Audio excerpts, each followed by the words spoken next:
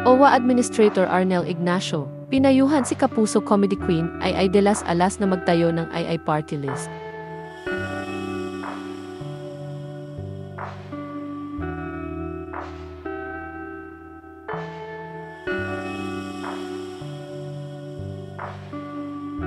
Personal na magkaibigan ang Kapuso Comedy Queen na si Ai de las Alas at ang Administrator ng Overseas Workers Welfare Administration o OWA na si Arnel Ignacio. Nakapanayam si Arnel sa media conference ng kanyang post-Valentine dinner concert na Timeless Music and Laughter sa cafe at the park ng Century Park Hotel Manila noong January 22, 2025.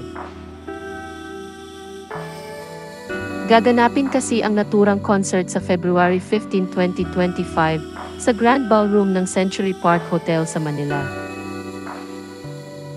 Sa panayam sa kanya ng pep.ph, inilahad ni Arnel na napapag-usapan pa rin nila ng komedyante ang kani-kanilang personal na buhay, tulad ng hiwalayan ni Ai sa estranged husband nitong si Gerald Sibayan.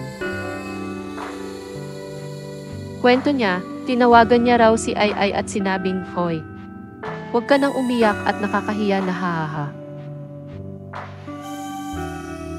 Dagdag pa niya, sinabihan niya ang aktres na global consultant ng mga kinakaliwa na raw ito at ang magagawa nito ay magturo raw ito kung paano hinahandle ng mga kinakaliwa.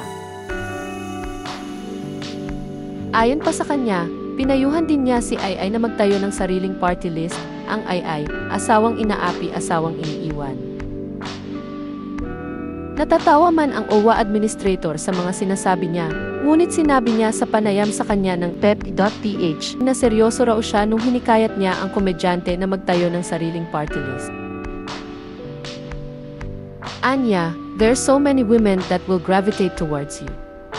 Kasi nga ang experience ni Ai. Naku, alam niyo yan. Sus Mariosep, all colors of the rainbow and the darkness and all. Alam ninyo na yan. Ang daming makikinig sa kanya, ang tingnan mo naman, sa dami ng dinaanan niya nakatindig pa rin, di ba?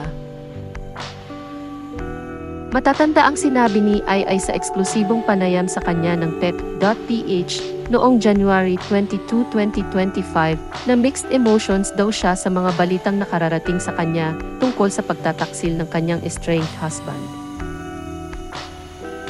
Ayon sa impormasyong nakarating sa aktres, kasama umano ng kanyang estranged husband ang isang babae at magkahawak daw ang kamay ng dalawa sa magkahiwalay na petsa at lugar na nangyari sa San Francisco, California noong March at June 2024.